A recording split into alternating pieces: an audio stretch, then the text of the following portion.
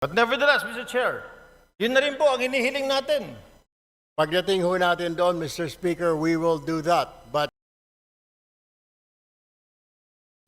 can you repeat that, Mr. Erwin Tulfo of the ACT CIS party list to avail of the privilege hour. The Honorable Erwin Tulfo is recognized to avail of the privilege hour.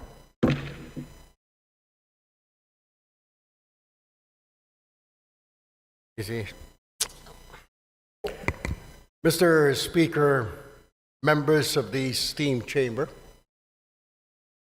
I rise today on a different matter, a critical matter concerning Section 21 of Republic Act number 9165, or the Comprehensive Dangerous Draags Act of 2002, which mandates the inclusion of media representatives as signatories in the inventory of confiscated drug-related items. While this provision was crafted to enhance transparency in anti-drug operations, I submit that it is time for us to revisit and devolve this responsibility to better suited entities, Mr. Speaker. The inclusion of media representatives represents or presents significant challenges and risks. Media practitioners who are civilians are placed in potentially life-threatening situations when required to participate in such operations. Exposing them to these risks compromises not only their safety, but also that of their families, Mr. Speaker. Moreover, involving media representatives in law enforcement tasks raises concerns about their independence and neutrality. Journalists are meant to act as impartial watchdogs of government actions, holding public officials accountable from an objective stance. Requiring their direct participation, Mr. Speaker, in these operations undermines their role and may cast doubt on their credibility and impartiality. It is imperative that we devolve this responsibility to more appropriate witnesses who are already empowered under the law. Section 21 of RA 9165 already mandates the presence of Department of Justice representatives and barangay officials as witnesses in this process, Mr. Speaker. These individuals are better suited to fulfill the role of ensuring transparency and accountability in documentation of confiscated drug-related items. Additionally, we can enhance existing safeguards to further promote transparency without involving media personnel. Like comprehensive video documentation can serve as a reliable and tamper-proof record of the inventory process, ensuring accountability without requiring physical witness to be present in dangerous environments. Increased training and oversight for DOJ and barangay representatives can strengthen their ability to act as effective witnesses. By devolving, Mr. Speaker, this responsibility to individuals already mandated and equipped for this role, we can preserve the safety of our media professionals, uphold journalistic independence, and maintain the integrity of anti-drug operations. Mr. Speaker, I urge this esteemed chamber to consider an amendment to Section 21 of Republic Act 9165, replacing media representatives with more suitable alternatives while reinforcing mechanisms for accountability and transparency. Let us act decisively to modernize this law and ensure its implementation aligns with our commitment to safety, justice, and good governance. Thank you, Mr. Speaker and my colleagues, and I look forward to our deliberations on this matter soon. Maraming salamat po. Magandang hapon sa ating lahat. Thank you very much. Daghang salamat. Majority Leader. Mr. Speaker, I move to be recognized the Honorable Richard Gomez of the 4th District of Leyte for his interpellation. The Honorable Richard Gomez is recognized. Thank you, Mr. Speaker. Magandang hapon po sa inyo lahat. I'd like to find out if the good congressman from ACT Party List would like to answer some of my questions regarding his privileged speech.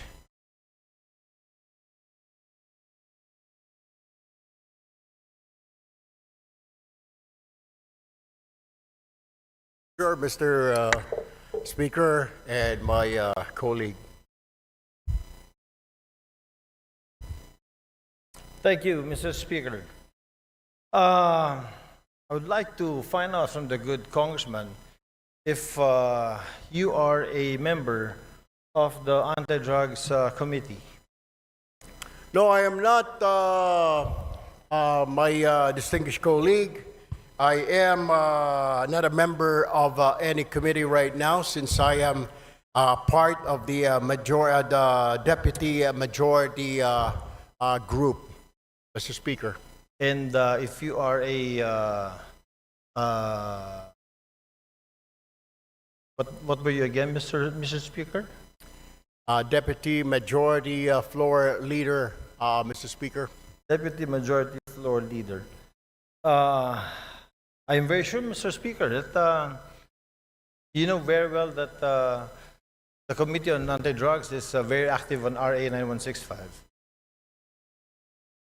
I am aware, Mr. Speaker. Oh, you are aware, Mr. Speaker. Thank you. If you are aware, Mr. Speaker, then what was the purpose of the privileged speech? I don't know if my distinguished colleague was present when I was mentioning an amendment on Section 21 of RA 9165, particularly exempting the media from being signatories in drug-related operations, particularly on confiscated items, Mr. Speaker. All right. Thank you, Mr. Speaker. The reason why I wanted to ask the good gentleman is because, you know, RA 9165 was passed already in the last Congress. You know, RA 9165 was passed already in the last Congress. You know, RA 9165 was passed already in the last Congress. And during this Congress, it has also been amended. And in Section 21 of RA 9165, I don't know if the good gentleman is aware, the Deputy Majority Floor Leader is aware that Section 21 has been taken up.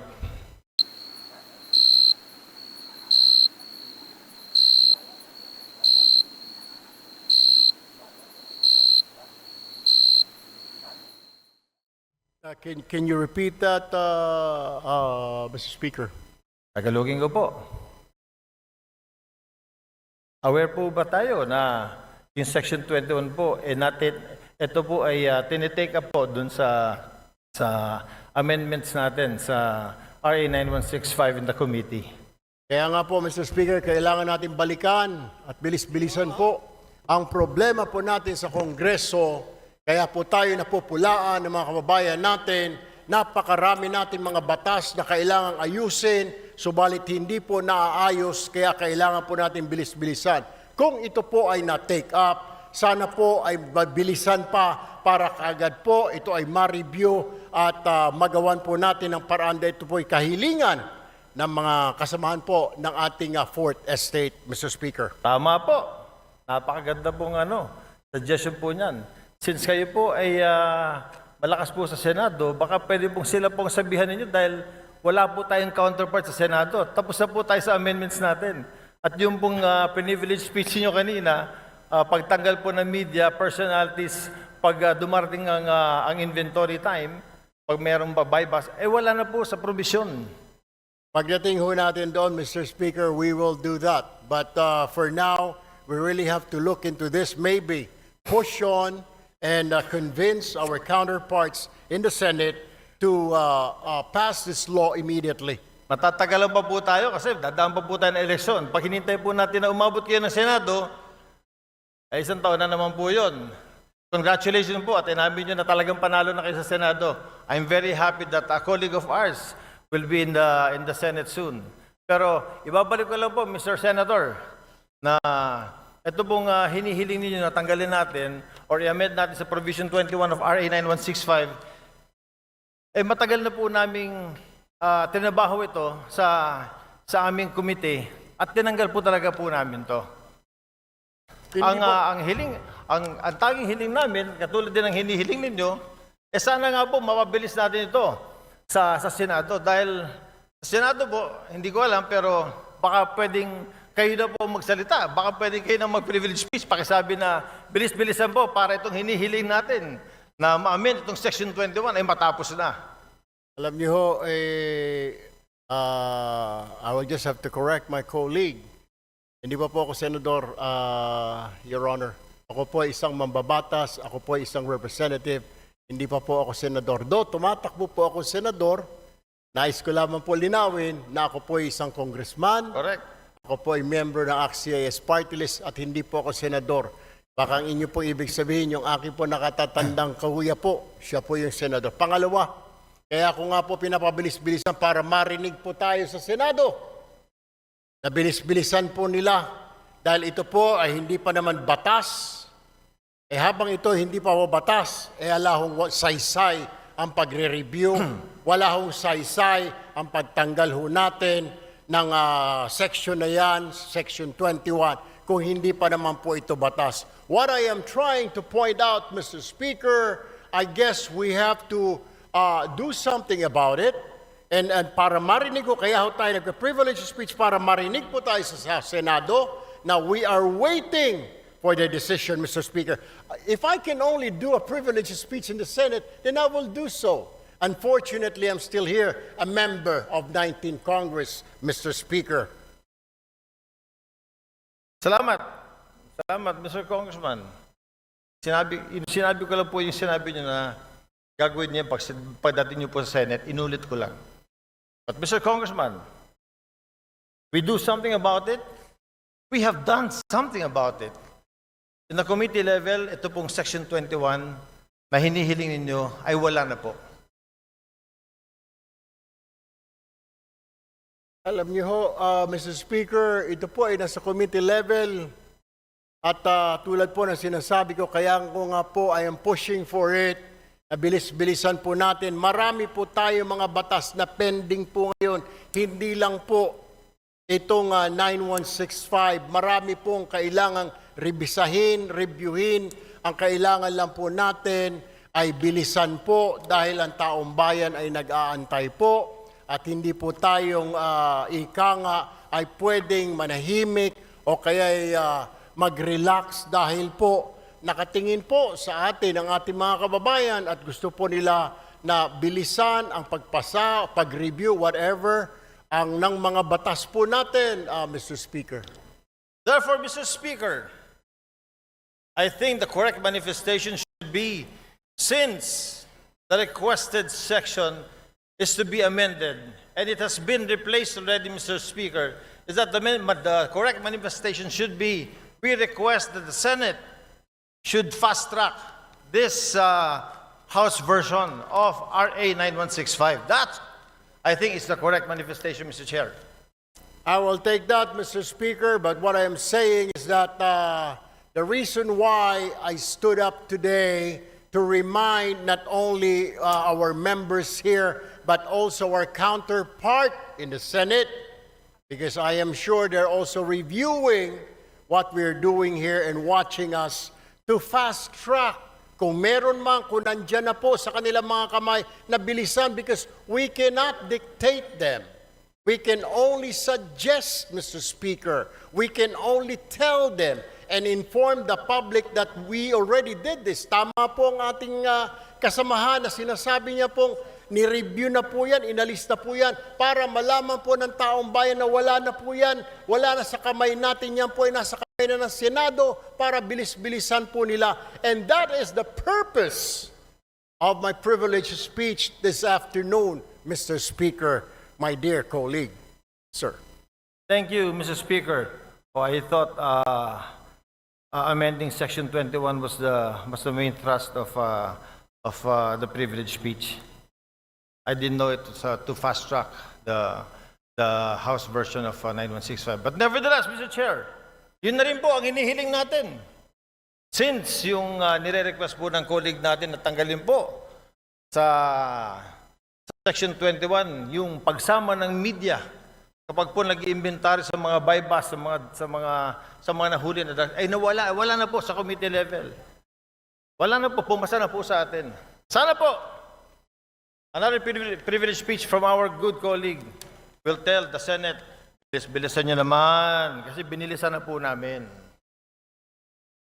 I wish I can, we will do that, Mr. Speaker, para makarating po itong ating mensahe sa kanila. Hindi naman natin pwede sila pong utusan, Mr. Speaker, kundi tayo lamang po ay pwede nating sabihin na nag-aantay po tayo. Kung naipasa na po natin dito sa Kongreso, then ang problema po ay nandoon. I guess we'll have to do or I have to make another privileged speech, Mr. Speaker. We shall await the next privilege speech. Thank you, Mr. Speaker. Thank you, Mr. Congressman. Maraming salamat po. Magandang hapon. Thank you very much. Majority Leader. Mr. Speaker, I move that we refer the speech of the Honorable Erwin Tulfo together with its interpolation to the Committee on Rules for its appropriate action. Is there any objection? The chair hears none. The privileged speech together with the interpolation of Honorable Gomez is hereby referred to the Committee on Rules.